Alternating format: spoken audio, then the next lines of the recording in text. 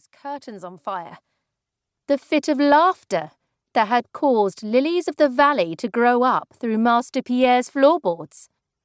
My magic had taken the power of my own anxiety and twisted it until it broke all of Madame Ben Armand's potion bottles. Behind Papa, something rattled and clinked, like a strange musical instrument. One of the teapots had begun to wobble to and fro, threatening to spill its contents. I glowered and marched over to set my hand hard against the pale pink lid. Sometimes my magic frightened me. Other times, it simply annoyed me. "Please," I begged it, "please behave yourself." There was a soft knock on our front door. My plait whipped against my throat as I whirled back towards Papa, wide-eyed. "Will you stay here for the meeting?" His freckled brow furrowed. "But dear, I'm not magical. Please." The word was small, like I was just a child. He nodded, stepping towards me to squeeze my hand. As I faced the door, my magic dug its claws into my heart. With all my might, I concentrated on being brave. An ounce of fear would be all my magic needed to wreak havoc on our little cottage, right in front of the council. Buckle the buttercup yellow door, send clouds of pollen from the flowers into the air, shatter our windows. I could not let that happen. With a deep breath, I reached for the doorknob, but the door was already creaking open. Where my front lawn ought to have been was a dimly lit chamber with marble floors and ceilings.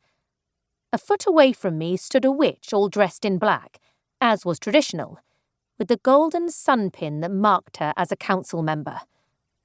Her cold blue eyes made my shoulders tense. I remembered that stare so well, and the lectures that always followed. "Miss Lucas," said Madame Albright, my very first teacher. I grimaced and bowed my head to her. "It's good to see you again, Your Greatness." She sniffed and wiped the front of her black silk gown like I'd sullied it somehow. Papa hurriedly offered her our best, only, armchair. Next, a wizard stepped through the doorway, sweeping a silk top hat off his head. "Miss Lucas," said the wizard, "I'm Master O'Brien." I curtsied. Magic hummered against my breastbone. "Welcome, Your Greatness." I let him step through, and at once Papa set about shaking the wizard's hand and finding him a seat.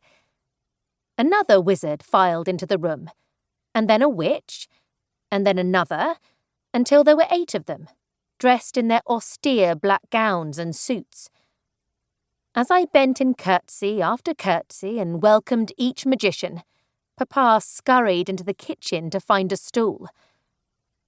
I looked back at the group of magicians, a small murder of crows, the lot of them, and my mind stirred.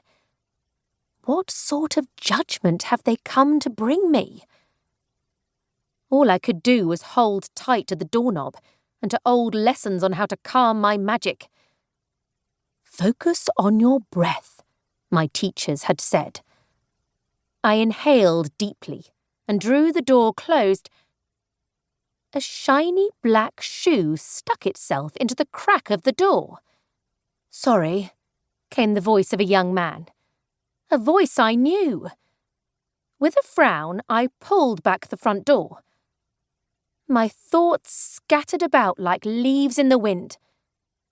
Xavier Morwin! As a child, I had always found him comely. But now, to my great chagrin, I found that he had grown to be very handsome. He was taller than before. We used to look one another in the eye, challenging each other to stare the longest without blinking. Now his hat nearly brushed the lintel. His once neatly trimmed hair now hung past the stiff white collar of his shirt.